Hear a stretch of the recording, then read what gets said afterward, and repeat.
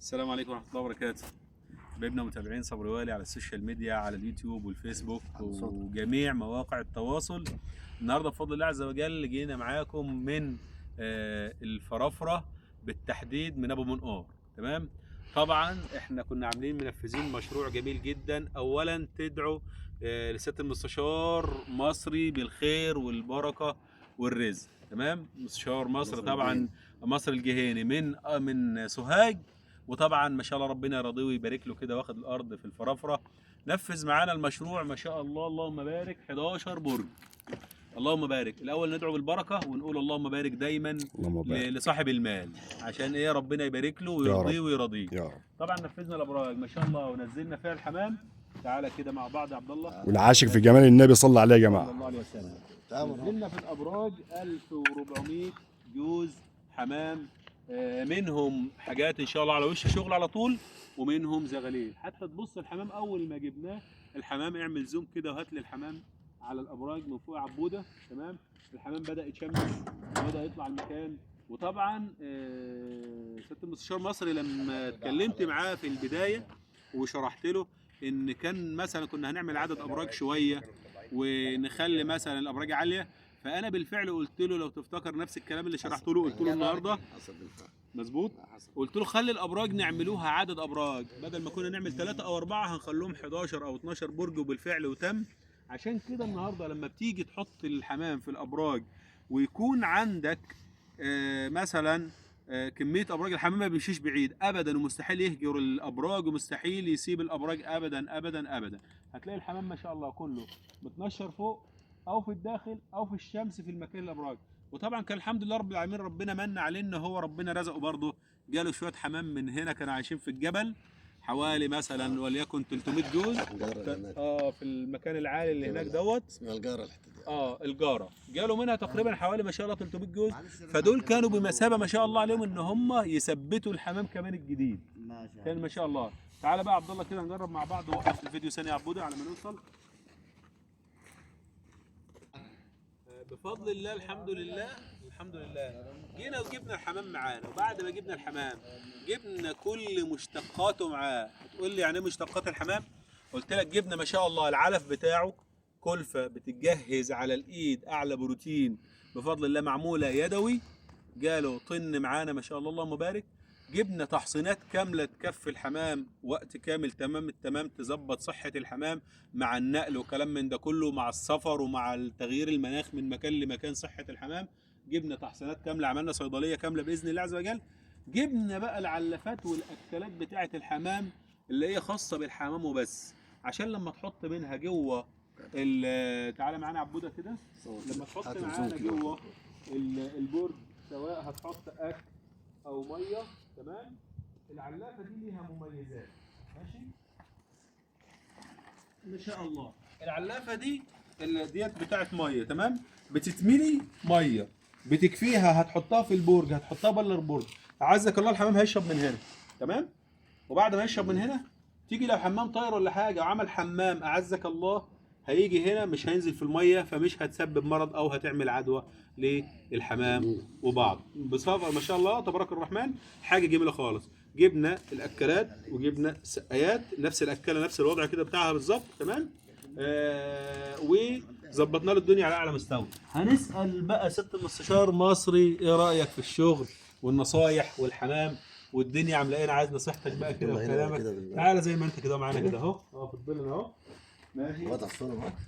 قول كلمتك بقى انت، يعني بالمعاملات معانا الحمد لله، والشغل ايه رايك فيه، والحمام والمجهود وصحه وحاجه الحمام اللي جات لك الحمد لله متطلبات.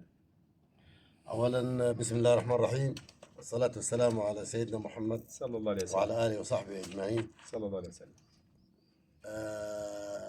انا اولا في البدء بشكر استاذ باشمهندس صبري والي. الله يكرمك. انا دايما بناديه بكلمه الشيخ صبري. الله يكرمك، ده شرف ليا والله. بتحس ان الكلمه دي زي ما اي بقول لقب فيها كده تقوى ودين وفيها اعتبار، فانا دايما بقول له شيخ صبري. شيخ صبري والله. انا بالنسبه لي كمصري جهيني اخ فاضل، وانا ماليش اخوات، انا وحيد، فده الاخ اللي ما ولدتوش امه. الله يكرمك. الله محترم الله يرفع راجل من بيئه محترمه. الله يرفع انا دخلت بيته الحمد لله. والراجل قام معانا بحسن الضيافه واحنا بياتنا. انا كنت انا وابن محمد. ده فوق راسنا. الله يبارك فيك. الله ينورتونا واكرمتونا. ودي كانت ومحمد بيه ما شاء الله ربنا يحفظه ويبارك فيه ويجعله دايما في اعلى المراتب. يا رب ربنا يكرم ان شاء الله. امين يا رب. وده كان يعني قعدتنا هناك وخلطنا بالوالد واخواننا قرايبه هناك واللي كانوا معاه بينفذوا الابراج. الحمد لله. ده ادانا ايحاء واحساس ان انت بتتعامل مع حد قريب ليك منك، يعني من توبك. يعني من الناحيه الفنيه الشيخ صبري الحقيقه انا كنت بشوف له فيديوهاته قبل ما قابله. ففيديوهات كتير شفته، وانا اتصلت بيه بالتليفونات كتير قبل ما قابله. وفعلا يعني الميزه اللي فيه ما يملش من الشرح ابدا ولا من التوضيح، وده حق اي حد عليا. انا بامانه والله.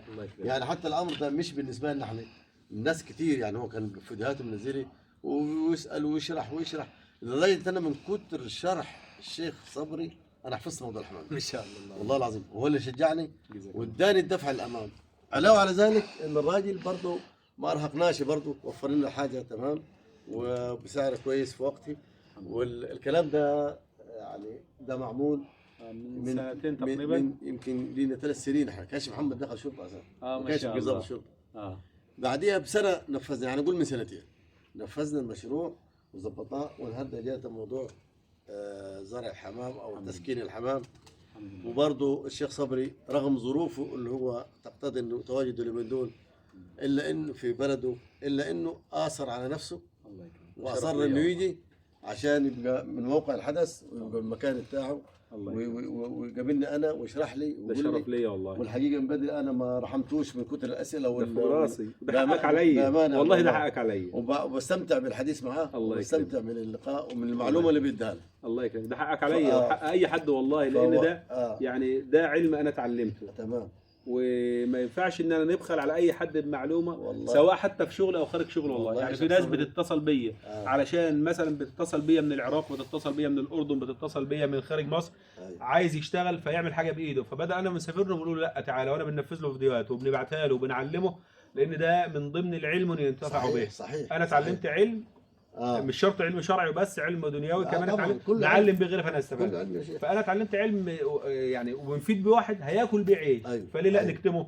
وده حق كل الناس عليه. وبعدين المنظومه دي مش مقتصره في، لا هي فائدها لينا احنا والناس الشيخ صبري، الناس اللي بنوا عملوا، الناس اللي هتاكل الطعام دي مظبوط هناخد عليه ثواب في الدنيا وفي كل ذا كبد رطب صدقه. صحيح. فده يعني ده امر احنا عملناه نقتفي بوجه الله سبحانه وتعالى ونعم بالله. وندعو من الله سبحانه وتعالى ان يتم المشروع على خير. امين يا رب. ويبعد عننا الشياطين ويبعد عننا الحاسدين والحاقدين والناس اللي هم ربنا يشغلهم بنفسهم. امين يا رب. وانا بقرر دلوقتي انه لو هذا المشروع ربنا كتب لي التوفيق وكان تمام بتوفيق من الله اولا باذن الله، ثم مساعدة ومباركة الشيخ صبري. الله يحفظك. الله بأمانة. الله يحفظك ست مستشار. وربنا يجعل دائما واحنا مش هنقطع صلتنا بيه ابدا. يعني احنا ابدا ان شاء الله ده اول مشروع، في مشروع ثاني، مشروع ثالث، مشروع رابع باذن الله. الراجل ده مش لانه بصراحة يعني شرف لي. لا هو يسر لنا الامر وظبط لنا الامور وما خلاش حاجة يعني، لا شايل عننا كل حاجة. ربنا يبارك فيه والله على راسي وفي صحته وفي اولاده وربنا يخليهم له ان شاء الله ودائما في تقدم في الخير باذن الله. ودايما بقى متابعين استحلفتكم بالله تدعم، سواء مش لازم تعليق بظهر الغيب، لان الدعوه بظهر الغيب مستجابه ولو من عاصي. ادعوا ست المستشار مصر جهيني بالبركه والسعه في الرزق والبركه في الاولاد والمال وكل خير. ولان انا مش عايز نقول ان المكان فيه لله، ومن كان لله دام واتصل ماشي. فان شاء الله باذن الله دعواتكم له بالبركه والخير والسعه في الرزق ونجاح المشروع كمان وكمان يا رب العالمين. معلش اطلنا عليكم، بس الحديث جميل جدا مع سياده المستشار والله. وكان نفسي نشوف محمد بيه النهارده، ربنا يحفظه اكيد هو في شغله. ربنا يرضيه ويرضى عنه. ارقام التواصل 01000 739 برضو حاجه اخيره بس، انا انساش اشكر الاخ عبد الله. الله يكرمك. الراجل ده يعني دراع اليمين للشيخ صبري. طبعا وراجل يعني بالمناسبه نسينا برضو بدون قطع كلام حضرتك، جبنا كمان راجل معانا متخصص للحمام، لفهم الحمام، لتحصينات الحمام، لعلاجات الحمام. لاكل الحمام، لشرب الحمام، لامتى ندخل امتى نطلع. ده بيكون انا بنقعده لك في المكان وليكن شهر، بيعلم المقيمين في المكان على كل حاجه لحد ما يسيب لك مشروعك زي الفل 100 100. بيقول لك تأمرني بحاجه مشروعك تمام ويستودعك الله. ده دراع اليمين بنسيبه في كل مكان معايا، بننفذ في المشروع. مش معنى ان انا بنعمل لك بنسيبك، لا، انا مكمل معاك باذن الله ده عز اللي وجل بيسموه بفريق العمل. ده بيسموه فريق العمل، بيسموه خدمه ما بعد البيع. خدمه ما بعد البيع. دي بصراحه مهمه جدا جدا. الله يرضى عليك. والاخ عبد الله نرى فيه الخير ونرى شاء فيه الله. التقوى ان شاء الله. الله يكرمك. وبشكره هو وبشكر كل واحد حط حجر هنا، الحمد لله. صناعي بنا عامل، جزاك الله خير. كل واحد حط يجعله في ميزان حسناته يا رب. وربنا يبارك فيكم جميعا. جزاكم الله خير في حفظ الله. السلام عليكم ورحمه الله وبركاته.